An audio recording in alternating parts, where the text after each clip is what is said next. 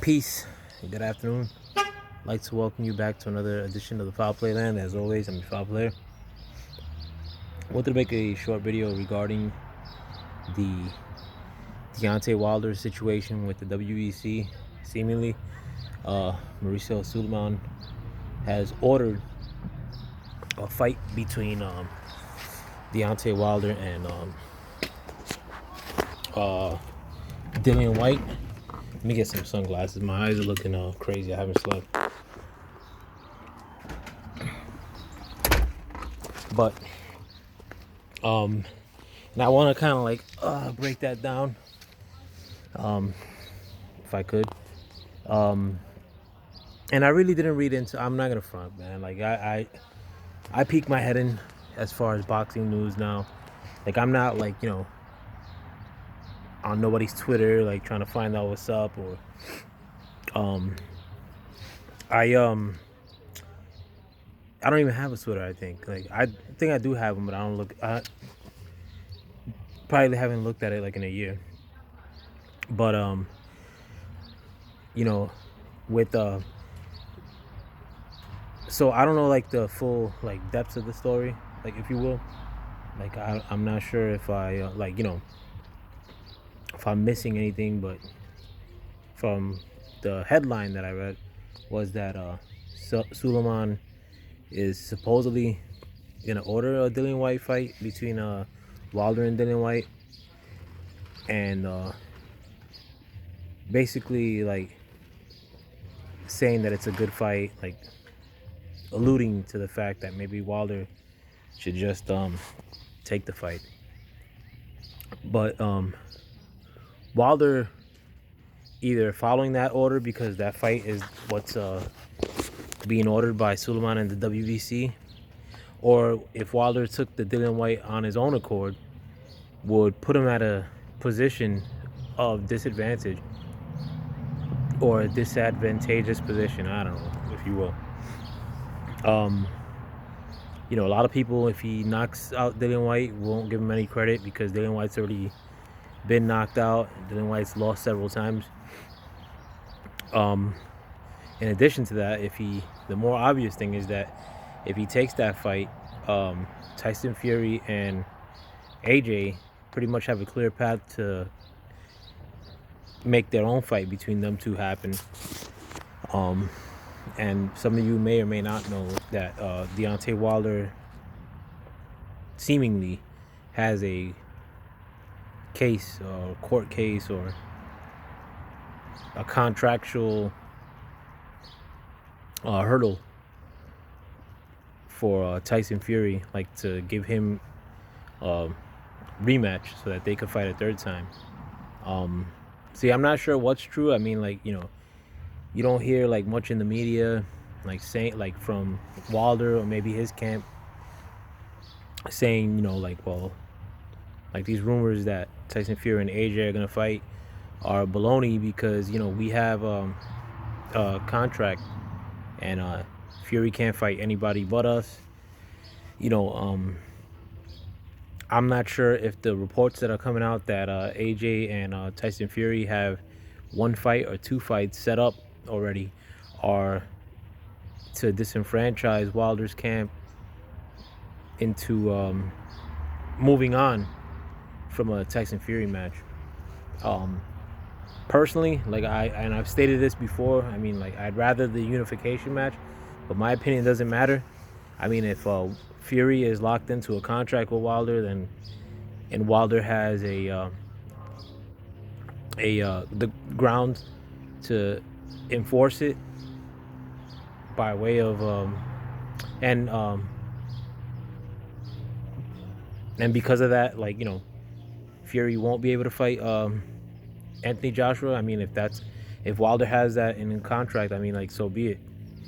It's just a little concerning that that from everything you're hearing, that Fury may be able to finagle his way out of fighting Wilder a third time.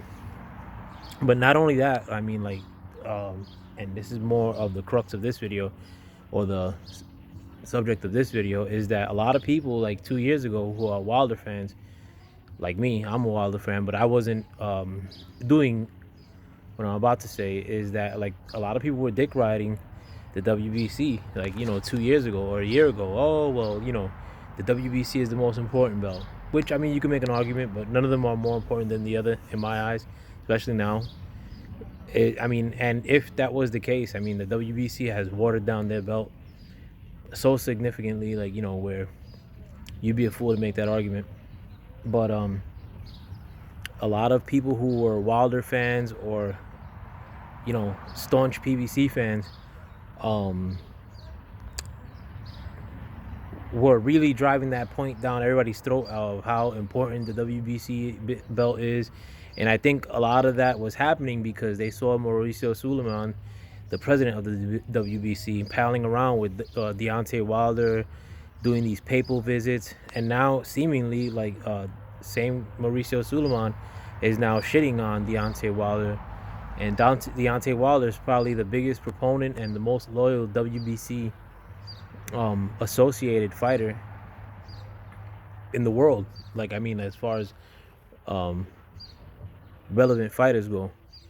But and to me, I mean, like that's a PBC issue. Like, you know, this motherfucker's playing Aaliyah. Like, it's like two dudes that live in this house and they're playing like female R&B.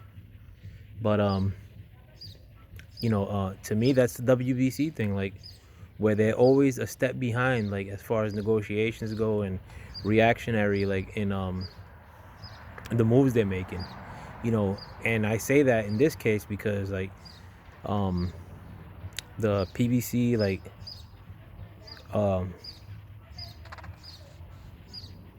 you know, for all intents and purposes, like, has made it seem like this contract's not like set in stone, like that Fury may find an out as far as this contract goes, like with fighting Wilder again. But the PBC, I mean, like, were,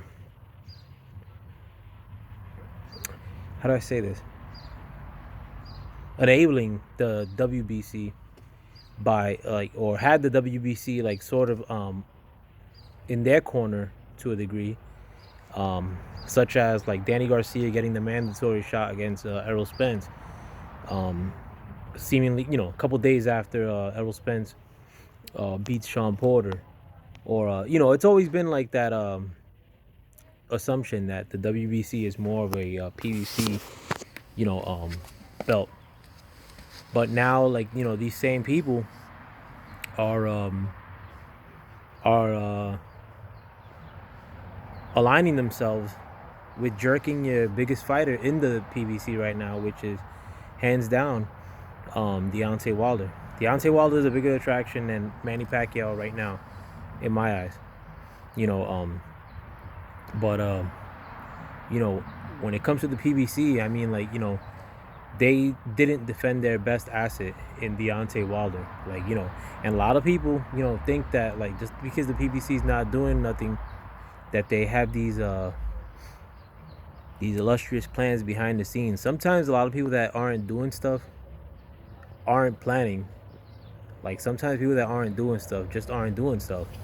You know, and to me, like, I mean, like, you know, that's kind of like what's happened with the PBC. And a lot of these fighters, you know, getting paid like status quo or a decent wage, at times overpaying for fighters, or for overpaying for a lot of these fights to happen, may give the impression that, like, that the PBC has these a really good team and behind them. I mean, like, the PBC to me right now seems just like the place where, you know, with medium level competition or somewhat not exposing yourself to losing, you can make a decent amount of money as a boxer. That's like more of like what the PBC seems to me. I'm not saying that every boxer that goes to the PBC maybe goes with that intention, But I think after a while, like, the PBC gives you the impression of you know, maybe not taking a risk and like still have that ability to get paid. To me, the problem is that the PBC right now, I don't see that that apparatus holding up long term, where these fighters are gonna keep getting paid at this level for taking this level of risk. You know, like, I for certain know that they took a loss with the Charlo pay-per-view. I'm pretty sure they took a loss with the Errol Spence Danny Garcia pay-per-view. You know, and I'm pretty sure that maybe the PBC had to pay these guys out in spite of taking losses, like, for these pay-per-views. Now, I know a lot of people are gonna say, like, oh well, these guys are making back-end money. You don't know that shit. And in spite of like what these dudes own, like, on camera, and like, you know, like, trust me, like, I've seen like established rappers like renting jewelry. I mean, I used to buy legit jewelry, like from Vladdy Diamonds, or in here in Manhattan from Avion, before it was Avion, like, you know, and not no grandma chain, like, you know, jewelry, like, you know, 2 pound shit, like, you know. And you would see like rappers go in there, like, you know, with credit cards, paying like 3 G's, like, to rent jewelry. And these boxes are doing the same shit, you know, or getting these colored like stones, like with a corny logo stamped on it, that aren't worth shit, you know. Renting vehicles, you know, these dudes, like, I mean, like, that ability to even do that, like, it's not gonna be a long-term thing.